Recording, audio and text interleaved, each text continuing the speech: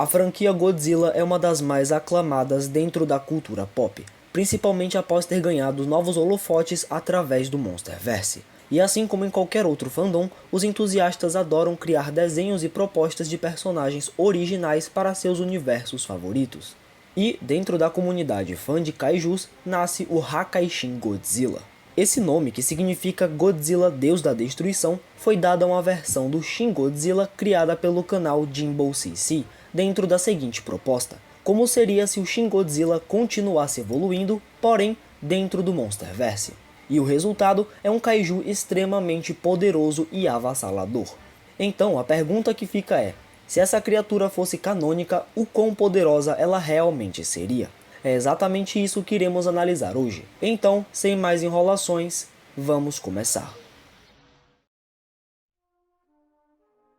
Nesse vídeo eu focarei no ápice que o Hakaishin mostrou, ou seja, a sua última forma alcançada nas animações do Jimbo CC. Sua aparência preserva bastantes características da quarta forma do Shin, porém com alguns aprimoramentos. Recebeu um aumento de altura, ficando um pouco maior do que o Godzilla base, que teria por volta dos 120 metros. Agora também possuindo braços muito mais longos e musculosos, com garras afiadas e espinhos ao redor dos ombros e antebraços. Suas pernas e torso ficaram mais esguios, aumentando e muito a sua mobilidade. E por fim, suas placas dorsais não só cresceram, como ficaram mais pontiagudas, se assemelhando a várias barbatanas de tubarão. Como vocês irão perceber ao longo do vídeo, essa evolução do Shin Godzilla foca bastante no combate, especificamente no combate corpo a corpo, sendo um oponente formidável até mesmo para os mais poderosos titãs. Antes mesmo de alcançar seu estágio final, Hakaishin já era capaz de erguer o próprio Godzilla base, que pesa em torno das 100.000 toneladas. E conforme foi evoluindo, foi ganhando mais força física, subjugando qualquer titã com extrema facilidade.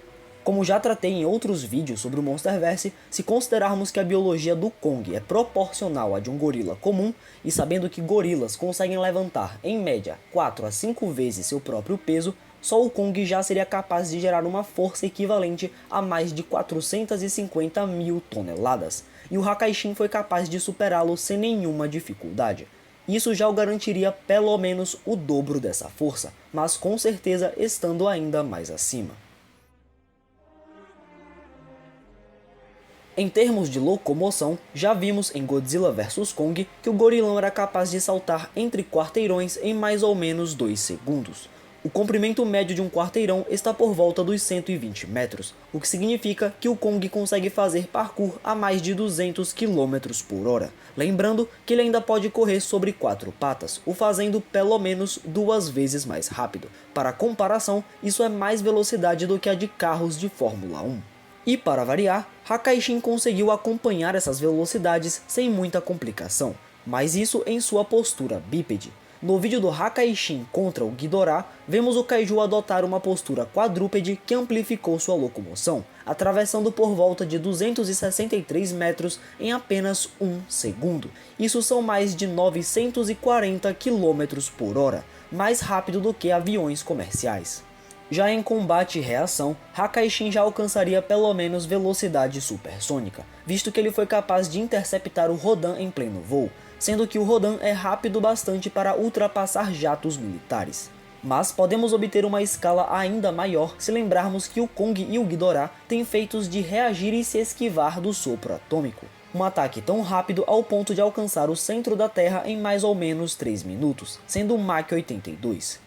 Hakaishin se mostrou extremamente superior, especialmente em velocidade de combate, conseguindo dar golpes que os titãs não eram capazes de reagir.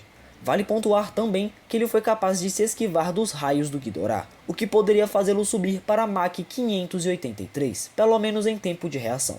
Mas como não sabemos a distância em que ele estava do Ghidorah, não temos como definir uma velocidade 100% precisa.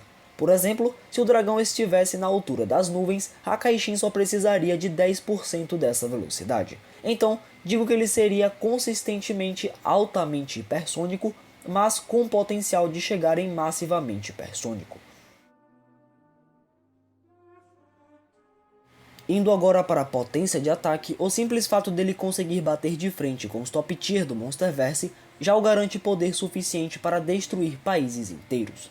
Narrativamente falando, vemos que os titãs são capazes de causar desastres naturais apenas com sua presença, já podendo alcançar uma escala de dezenas de milhares de bombas nucleares, suficiente para apagar uma ilha inteira do mapa, além dos cálculos de feitos que vão desde as centenas de bilhões até centenas de trilhões de toneladas de TNT, chegando no poder para destruir países. O Hakaishin não só rivalizou esse poder, como o superou, já que foi necessário todos os titãs unidos para bater de frente, sendo consistente com seus próprios feitos, pois quando despertou em sua forma final, causou uma explosão que pôde ser vista do espaço. Pegando o tamanho dessa explosão e aplicando a densidade de energia de bombas nucleares, que é o tipo de energia dentro do Shin Godzilla, uma explosão com mais de 370 km de diâmetro, liberando 730 milhões de joules por metro cúbico, seria equivalente a 4,8 petatons de TNT, ou 96 milhões de vezes mais potente que a maior bomba nuclear da história. Poder suficiente para devastar continentes inteiros. E contra o Ghidorah, concentrando tanto sua energia ao ponto de brilhar em uma cor branca, executou uma explosão quase 10 vezes maior que a anterior. Sua durabilidade também ficaria em torno dessa escala. Nenhum ataque desferido contra o Hakaishin foi grave o bastante para incapacitá-lo, nem mesmo feri-lo. Os golpes que ainda foram capazes de atravessar sua couraça resistente ou foi em suas placas dorsais, que é um ponto fraco do Shin Godzilla, ou foram extremamente precisos, como o mergulho supersônico do Rodan. De resto, nada foi eficiente. Foi necessário o Godzilla termonuclear para derrotá-lo de forma definitiva. E claro, além de seus atributos físicos absurdos, Hakaishin possui um arsenal extremamente perigoso composto por fator de cura acelerado, superadaptabilidade, projeção de energia por qualquer parte do corpo, socos energizados e a capacidade de criar versões mais fracas de si mesmo a partir de pedaços do seu corpo. Aqui irei direto ao ponto. Se o Godzilla, Deus da Destruição, fosse canônico no Monsterverse, ele seria implacável. Não consigo enxergar ninguém vencendo essa monstruosidade a não ser o Godzilla evoluído junto com a Shimo, e ainda assim não seria garantia de vitória. E você pode falar, mas o Hakaishin foi derrotado pelo Godzilla termonuclear. E de fato, isso aconteceu na animação. Porém, algo que é importante ressaltar é que esse vídeo do Jimbo veio antes do lançamento de Novo Império.